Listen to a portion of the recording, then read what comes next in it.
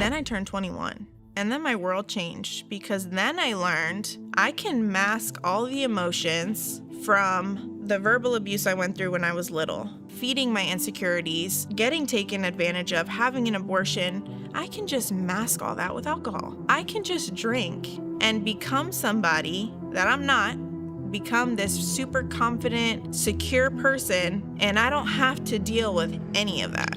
I can just make a new life for myself. So I grew up Catholic. I grew up knowing who God is. I remember from age like 6 or 7 years old knowing like, wow, God exists. We would go to church every Sunday for a while there, and even holidays like Christmas, we would go at midnight to church, and it was like a big thing. You know, I would try to, even on New Year's, I would try to sit down, and they're like, no, you need to stand up. Like there was just this reverence for God. Like when you're in the church, you have to be respectful. You're standing up, you're doing so. And so I had that foundation of knowing that God exists. I wouldn't necessarily say knowing who he is, but knowing that he's there. And so I have a really big blended family, and for some people, it's really hard to understand.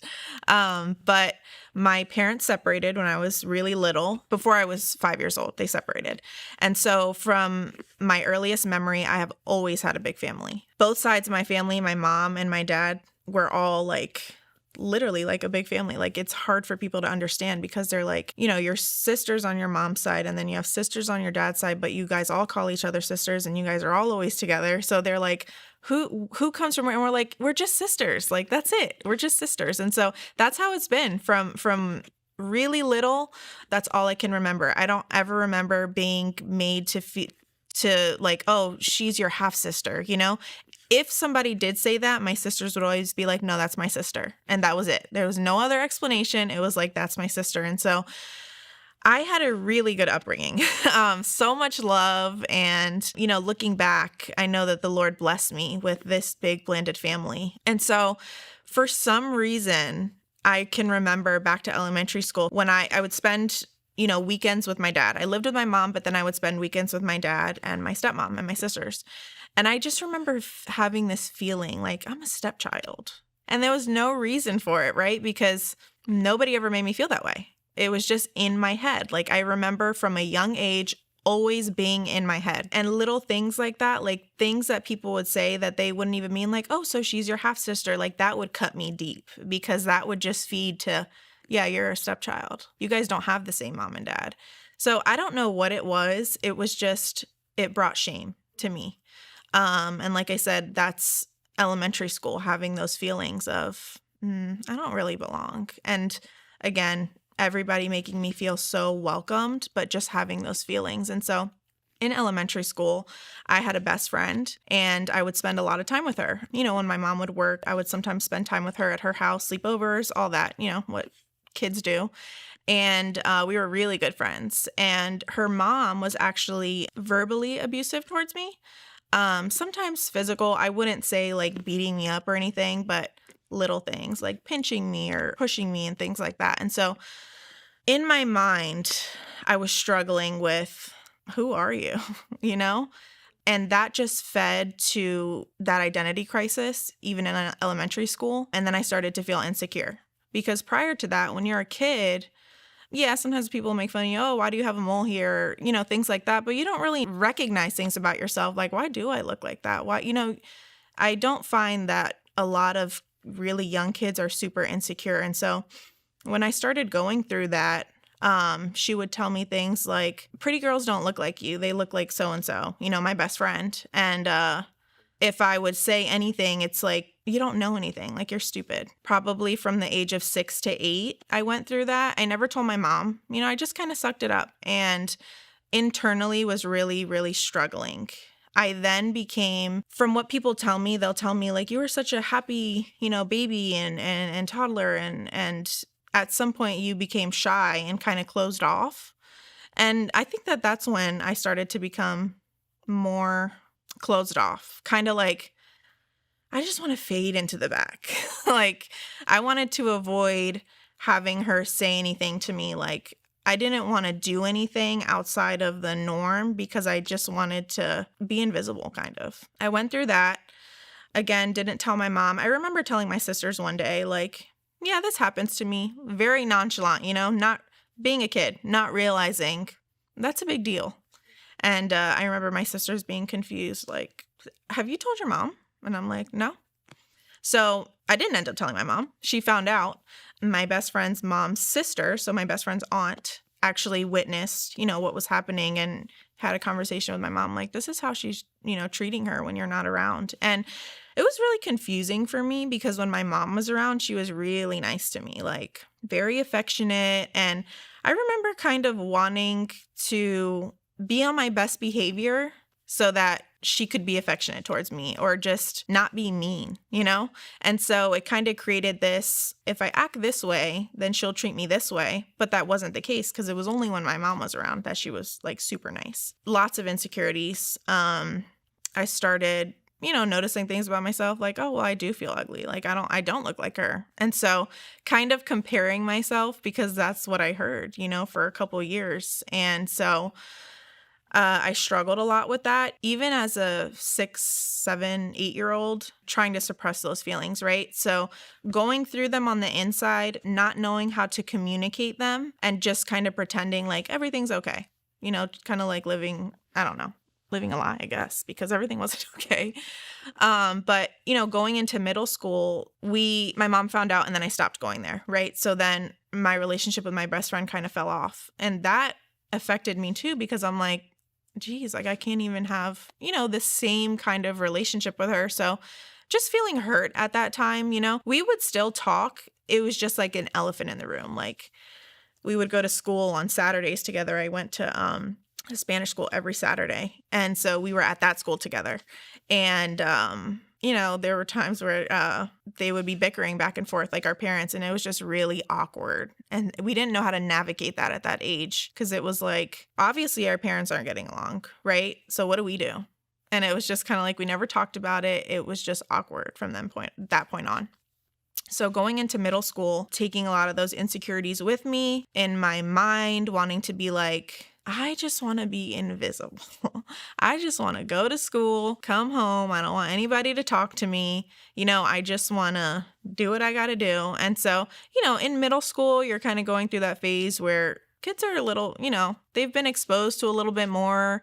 And so I remember like going through a little bit of bullying in middle school, nothing really heavy, but just even the slightest thing that people would say that wouldn't affect somebody else would deeply affect me. And it was like a deep wound that even if it was just like, why does your hair look like that? I would be like really hurt by that. And so I didn't want anybody to say anything because I knew I was really sensitive. And on the exterior, to my family, I kind of started developing this attitude problem, like just being nasty, like being mean, being moody. And so I think that that's something that happens to some people, at that age when you're going through puberty and all these changes in your life. But for me, it was like I started going into this shell. Like I didn't have control over what happened to me, and I developed all these wounds and all this hurt that I was bottling up, I wasn't talking about, and I could control my mood in a sense, and I saw how it affected people around me. My mom would be like, why are you acting like this? Like, what is wrong with you? And I guess it was a sense of control thing. Like, I can act this way at home, but I have to be invisible in school kind of thing. So I went through that. That was 6th and 7th grade. Going into 8th grade, I moved schools and I started getting friends. I went to a school in 6th and 7th grade where it was a little bit more hardcore. And when I moved in 8th grade, it was this school where everybody was friends. Like it didn't matter what your ethnicity was, nothing mattered. Everybody was friends. And I remember being like, this is so weird. I came from a school where it's kind of like different ethnicities hung out with each other, different races hung out with each other. That's what I was used to, honestly. And I didn't have anywhere that I fit in. I just didn't. So when I went to 8th grade and I saw this, I'm like, wow, this is pretty cool. I started to get more friends, still really, really insecure, but now putting my identity in, now I have friends. So now my worth was people liking me. So then I got into the phase of people pleasing. So now I don't want to be invisible. Now I want to people please because that makes me feel worthy. And that's in 8th grade. So when I think back to when I look at 8th graders now, I'm like, that's a lot for 8th grade, Couldn't process it then, didn't know what was going on, but through a lot of prayer now and just revisiting those memories and those emotions, it's heavy. And there's been a lot of healing that's had to take place. So now my identity is not I want to be invisible, it's I want to be popular. I want to be the people that people want to be around. That made me feel good. And at home, I was still a miserable person. I was still attitude problem, mean to my family. And for some reason, it was just at my mom's house. When I went to my dad's house, my dad and his wife, I was a different person. And then I would come back and be me. And my mom's like, I don't understand. Like, I would have moments, of course, where I was, nice and we could have a good time. But for the most part, I was just moody, just very moody. And it deeply affected people around me. That was 8th grade. Going into high school, kind of carrying that with me. High school was different. You come from 8th grade where you're the oldest in the school and like, yeah, I'm popular. And then you go into high school and you're like, oh, well, nobody really knows me here. Like, I'm not. So navigating through that, I had one best friend in high school. We were friends in middle school, became really close in high school. She stayed best friends with me all throughout high school. We're still best friends to this day. And so we really clinged onto each other because high school was a different ballgame. And so I remember still struggling internally, but now going into high school, people are getting boyfriends and people are, it's just a whole different world. And so I kind of became this person that I really wasn't, but it was the people pleasing. It was, if I can be this way, people will like me, even though that wasn't me. And that caught up with me. That caught up with me because it's exhausting. It's really exhausting. Pretending to be somebody that you're not, it's tiring. So I go into 9th grade was okay, kind of gathering my surroundings. 10th grade, I got into a relationship. And that was my first, really real. I say real, it's in high school, but, what I thought was real at that time. So I was 15 when I started dating this person, and we dated on and off until I was 21. So that was a long time. I went through a lot of phases with him. And so that relationship was filled with drama. It was really good at the beginning because he was very outgoing. So he kind of got me out of my shell, and then people, because he was really popular, people were like, oh, that's Christina. So then I started getting to know more people and becoming more popular. And again, people pleasing and just putting my worth in. If I act this way and people like me, I feel worthy. I feel like I mean something to people. And so I could mask those insecurities that came from what I went through as a child with, well, I'm popular. So that's it. That's my identity. I'm popular now. And so going through that relationship, it wasn't even really a relationship when I think back on it. It was more like me being in the relationship and him just saying he was. So that went on for, again, I was 15 when we got together and we didn't break up until I was 21, way after high school. And so I got pregnant after high school. That was scary. That was really scary for me. And I ended up having an abortion. And it was a time where I was struggling because I had been in this relationship. I gained all friends and popularity, feeling empty on the inside, and then putting my identity in this relationship that I was in, and it constantly failing, the cheating and the lying and all the things that we went through. So now my worth was first it was oh, you're popular, yay. And then it was oh, you're getting cheated on, so you're not worth anything. So the pattern in my life has been identity crisis. Who are you? Who is Christina? Who is she really? Without the mask on. And so I had an abortion, and that brought a lot of shame. And I remember telling my stepmom, and, the first thing that she told me was, that God forgives you. And so I didn't know that. I really struggled with, I did the wrong thing.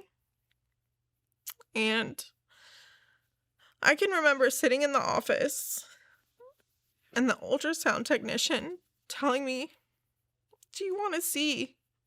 And I told her no, because I just couldn't look. I just wanted it to be over with.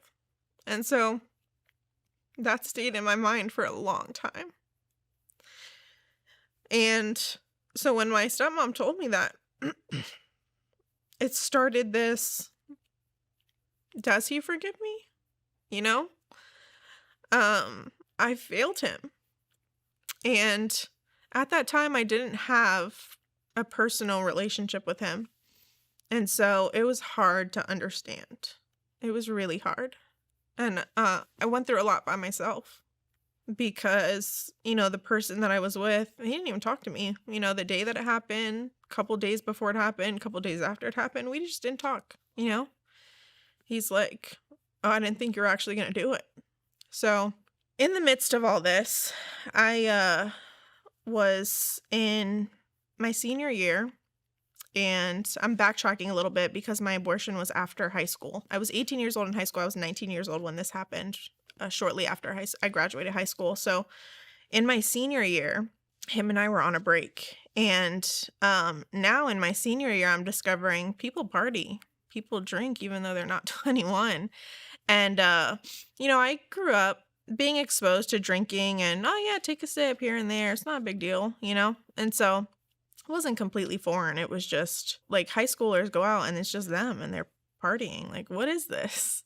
I remember going out with a friend to somebody's house and we were drinking. I remember drinking. And then the next thing, I woke up in a hospital bed. When I woke up in the hospital bed, they told me, we have reason to believe that you were raped. And I'm like, just taken back. Still had alcohol in my system, IVs in my arm.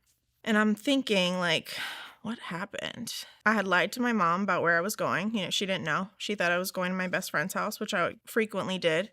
So she had no idea where I was. So when, we started talking about the night, again, all I remember is drinking in a basement and then waking up in the hospital bed. So what my mom told me was there was a ring on the doorbell after 12, really late, and she didn't answer it.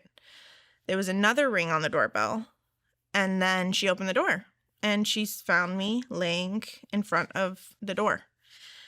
Immediately, what is going on? Her daughter is laying unconscious on the floor. And, my shirt was on wrong. My pants were unbuttoned. The worst is going through her mind. So then she looks and she sees a car with 2 guys in it. She pulls me into the house, calls the ambulance, and didn't know anything until I woke up the next morning. And I kind of told her what happened, told her that I had been out drinking, and all I remember is that. So that also brought a lot of shame. That was when I can remember being like, I messed up.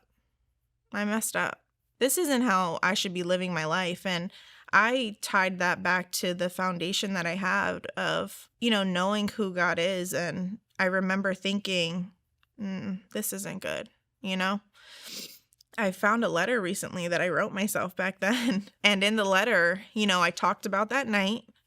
And in the letter, I said, drinking is stupid. I'm not going to do that ever again. Like, that wasn't worth it. What happened to me. And so it's ironic reading that letter now because what should have driven me away from alcohol pulled me in deeper. And so going into college, didn't drink too much, but then I turned 21. And then my world changed because then I learned I can mask all the emotions from the verbal abuse I went through when I was little, being in that relationship, feeding my insecurities, getting taken advantage of, having an abortion. I can just mask all that with alcohol. I can just drink and become somebody that I'm not, become this super confident, secure person, and I don't have to deal with any of that. I can just make a new life for myself. I'm 21, I'm an adult, I'm starting to become more independent, and that's what I'm going to do. So I partied a lot from the age of 21 to 25. I partied a lot. It would be Thursday through Sunday, and I was in hair school at the time, so I came back from college, and I decided, I don't want to do college. I want to do cosmetology school. So that was every Saturday. I was still going out Thursday, Friday, Saturday, Sunday. I was just showing up to school hungover, still smelling like alcohol. And so I loved that life because of all the things that it was masking and because I felt happy in the moment. I just felt on top of the world. It was still leaving me empty. I was still waking up like, there's got to be more to this, because I was introduced to Christianity before that. And I kind of, wow, now I'm learning about Jesus. Now I'm learning about there's a sacrifice that he made for us. And there's people my age that are walking in holiness or trying to. And I had no idea what that looked like for me, because I had spent so many years with this persona that wasn't even me. I just didn't know what that looked like for my life. Like, I'm actually going to have to be myself. There's no drinking when you're going to a Bible study. You have to be yourself, And so I learned about that, but then I backslid. I backslid a lot because I was still in that relationship. And then I turned 21. Me and him had broken up and I could start drinking legally. So that's what I did. I started drinking and I started going out, and now my identity was Christina's the party girl. She always knows where the party is. She's always doing something. And so from 21 to 25, I had moments where I would be like, I want to go to church. I want to go to church. I want to read my Bible. I remember sitting on my bed, opening my Bible, not knowing, what does any of this mean? I had grown up Catholic, never read my Bible. Did it for my communion classes that I did in middle school, read some verses and memorized a couple things, but never really sat down to understand what was in the Bible. So I had moments where I would do that, but then I would get pulled back in to, well, you're a party girl. That's who you are. You're a party girl. That's your lifestyle. And so I remember having these thoughts because I went to in the midst of all this, on and off, I went to a church where they would say, just accept Jesus into your heart. Say this prayer with me. I said it every single time I went to church. Every single time at the end, I said that prayer, and they would say, come up and talk to someone. We have resources for you. And I remember a couple times I went up, but then I'm like, I'm saying this every time I come. Like, they're going to be like, why are you coming up every time? And so I remember hearing about the concept of being born again. So in my mind, I'm like, I'm saying this prayer, but then I'm hearing that you have to be born again. What does that mean? Like, I don't understand. And I remember in my head being like, you party, you drink, you get drunk. People are going to think you're a hypocrite. You can't just all of a sudden go to church consistently, and your life can't change that way. It just can't. At this point, I'm still people pleasing, right? What are people going to think of me? Christina, the party girl turned church girl, like that doesn't, something sounds off about that. And so that was my mindset.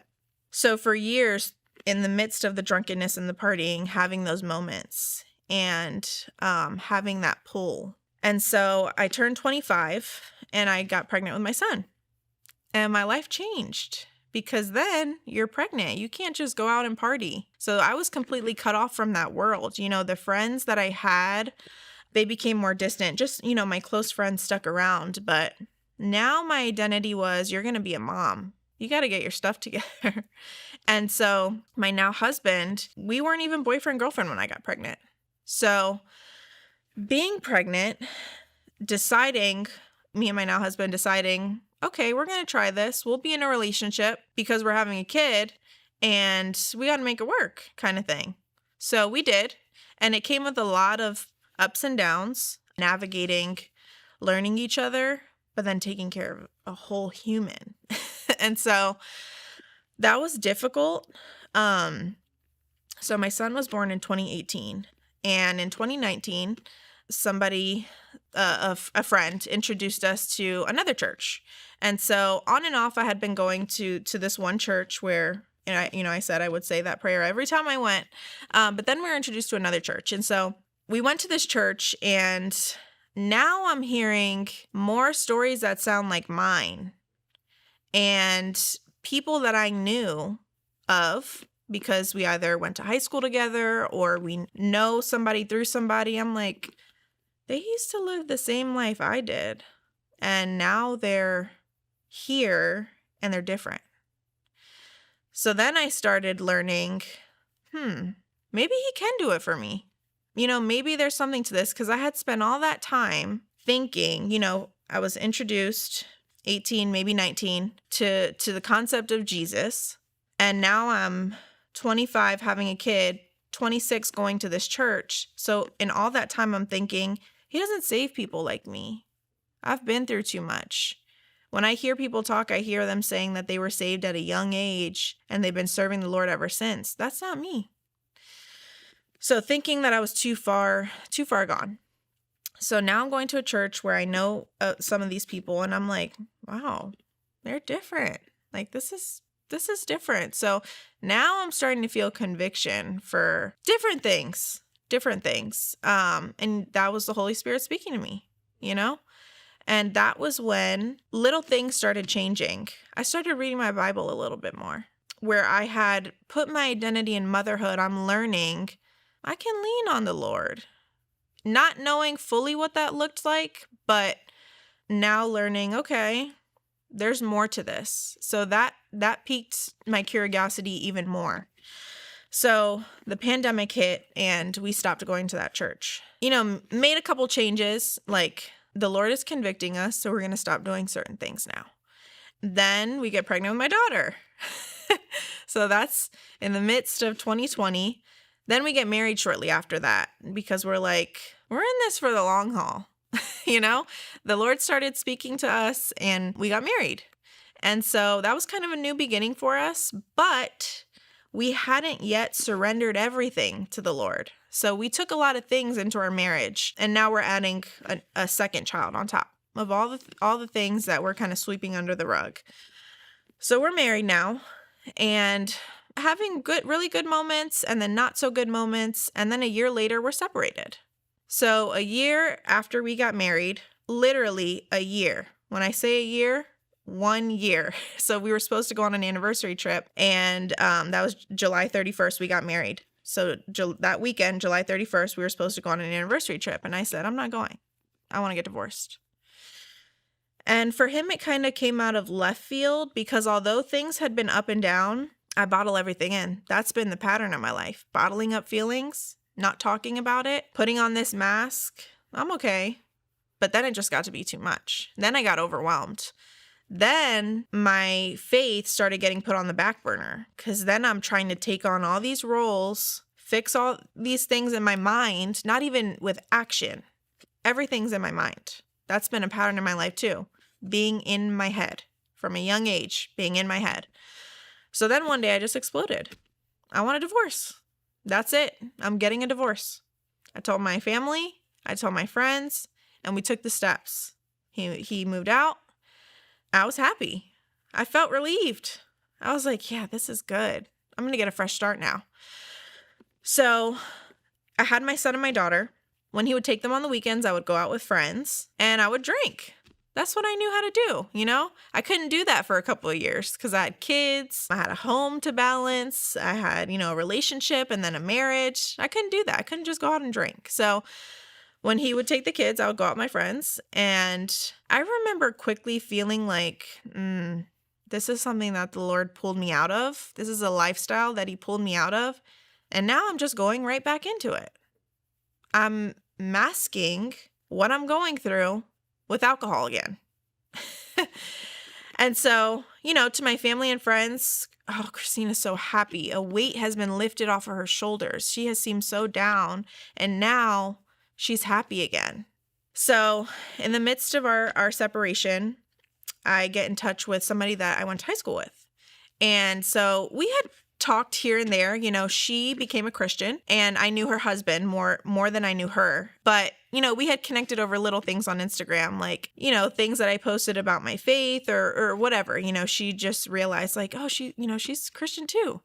And so, we were talking and she reached out to me and we were like, oh, we have to get together. And so we did. She came over one day. My husband and I had been separated at this point for probably a month and a half, almost 2 months. So she came over and we started talking and she's like, you can talk to me. You can tell me what's been going on, because I had told her that we were separated and she was like, I knew something was up. I felt like I needed to reach out to you. So we started talking. I started, kind of briefing her on this is what I've been going through. And now I don't have to go through that anymore. I'm happy. I'm relieved. So then she tells me, you're a Christian and you got married. That's not something to take lightly. You got married before God.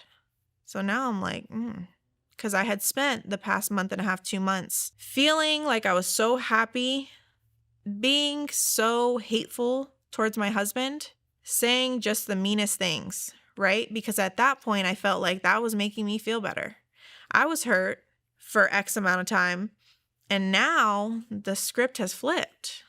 And so now I'm kind of taking all my emotions out on him, not dealing with them, just throwing things on him, right? Being just mean and at the same time feeling happy. This weight is lifted. I don't have to deal with him anymore. That's it. So when she started telling me that, I started thinking like, okay, so where's she going with this? Because I had other people say, the Lord can fix, he redeems. And yeah, but I don't want him to. I'm over it. I don't want him to. I don't want him to fix it. I'm not praying for that. I'm praying because I'm thankful that I feel relieved. So she tells me, divorce shouldn't even be in your vocabulary. And I'm like, In one moment, I feel like the best way for me to describe it is I had a block of ice around my heart. In one moment, it shattered. And I'm like, what am I doing? What am I doing? What have I done? My family's involved. My friends are involved, because we went through toxic situations together. And so there being some sort of relief with my parents and, my sisters and them feeling like, good, she feels better. All this is going on in my head. I'm like, what is happening right now? Because then my heart got soft. And I'm thinking, I don't want to get a divorce. Like, what have I done? What did I do? I brought everybody into this. All of our lives have changed, My husband has moved not all his stuff, but a lot of his stuff out. And I'm going to disappoint people when I tell them I don't want a divorce anymore. That was really heavy for me. And then, at the end of our conversation, I kind of started to tell her like, wow, this is really, speaking to me right now. And so, she leaves and she's like, put your ring back on. Because I had taken my ring off, just, petty, just to hurt my husband, right? Taking my ring off. I'm not married anymore and pretending like I'm not married. So she tells me, put your ring back on. So she leaves and I'm sitting there with all this like, wow, this is a lot to take in right now. I go get my ring. I put it back on. And I remember texting my husband because he had been pursuing me, even though I was being cruel. He had been pursuing me and saying like, I'm going to pray, that's all I can do. So I remember texting him like, hey, are you still willing to maybe try out marriage counseling? That was my way of saying like, maybe I don't want to do this without saying it. And he's all excited, right?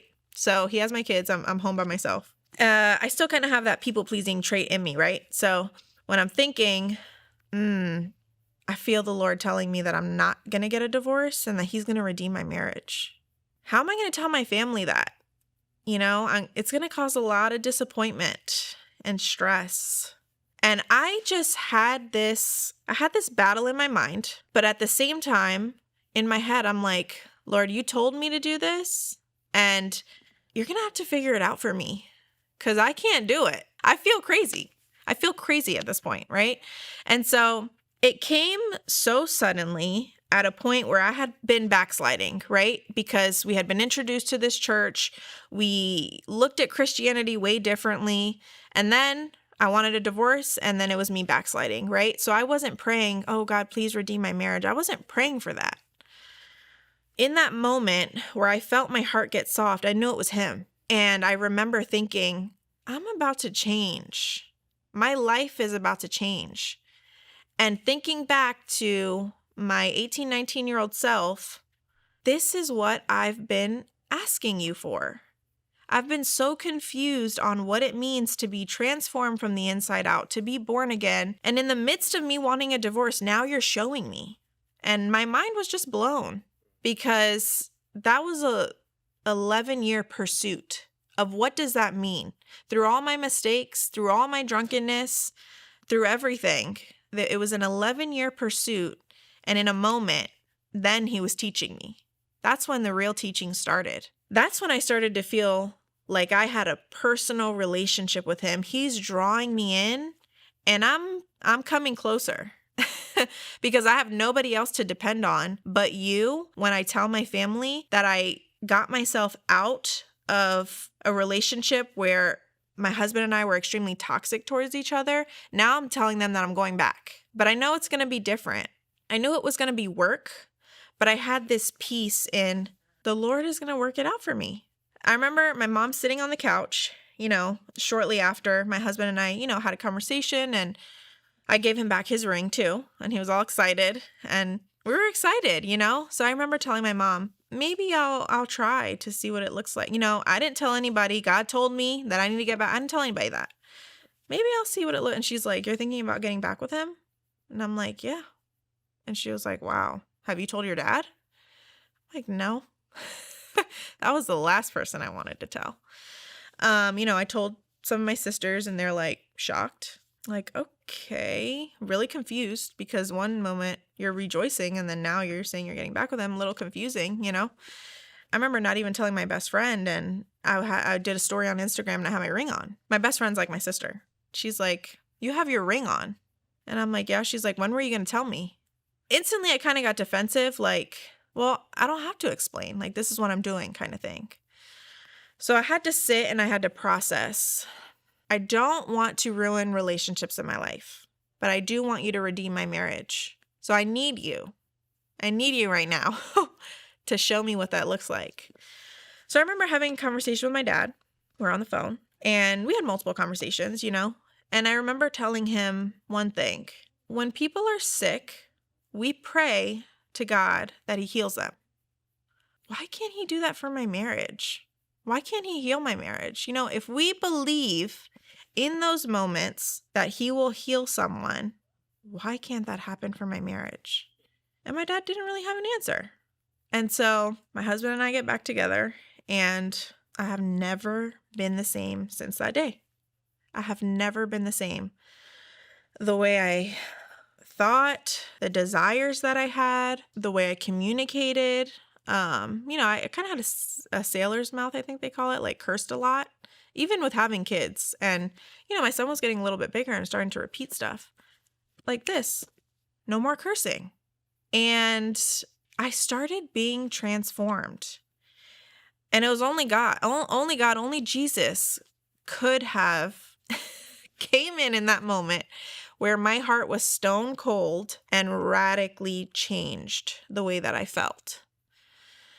Then he started bringing me into community and just going deeper. And that doesn't look the same for everyone, but for me, it looked so much different than the moments where on a weekend where not much was going on. Oh, I didn't really drink a lot last night. I can go to church. Going, that curiosity being there. Now it was like, I'm taking you deep. Like, we're in this for the long haul. And so I had always questioned, am I saved in that? Because I'm saying this prayer every Sunday. Am I really saved if I have to say it every Sunday? I don't know.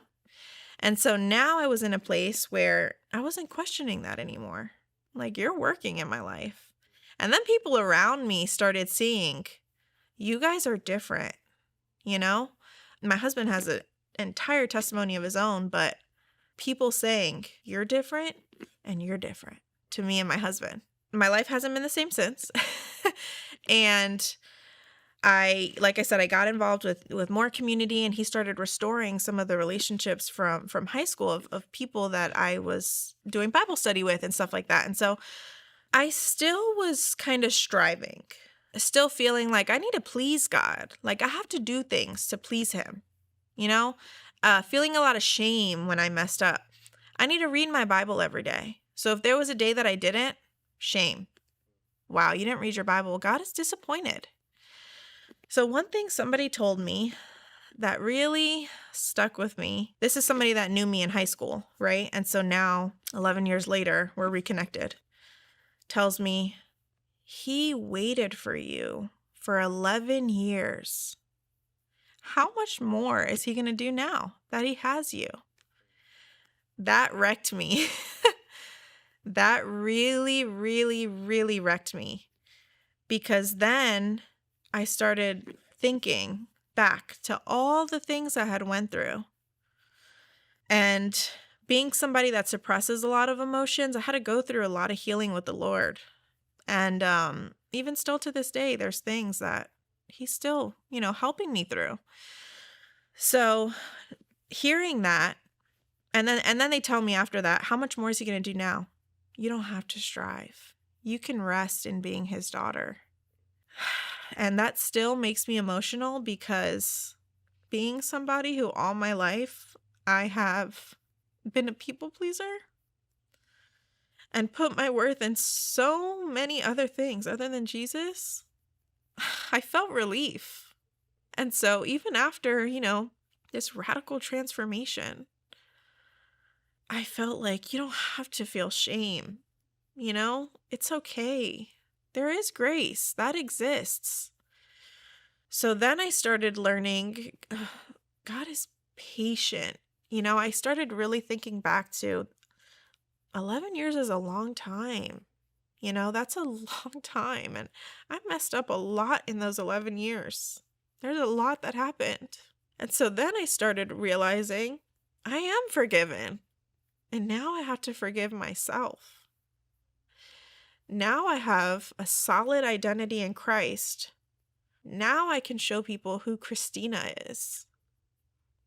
And so this peace came over me, where even, in thinking, what is my family going to think? When I tell them that I'm getting back with my husband, I had peace and I had joy, and that can only come from the Lord.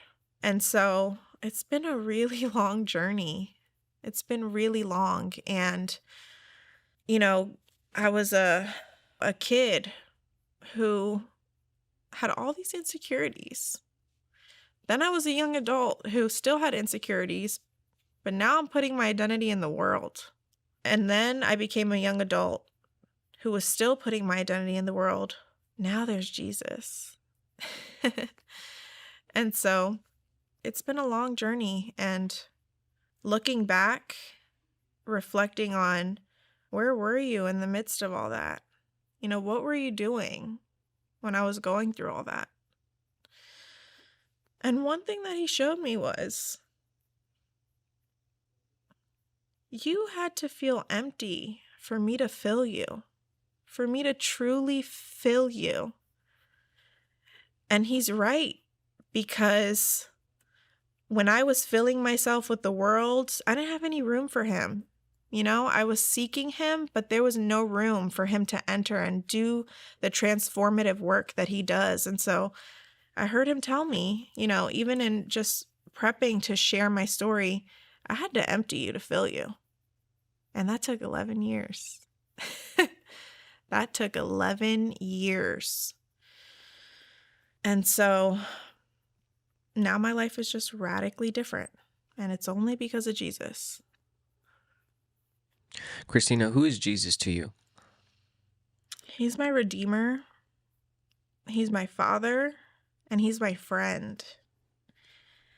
And even when I encountered him as a Redeemer, when he redeemed my marriage, I didn't know him as a friend.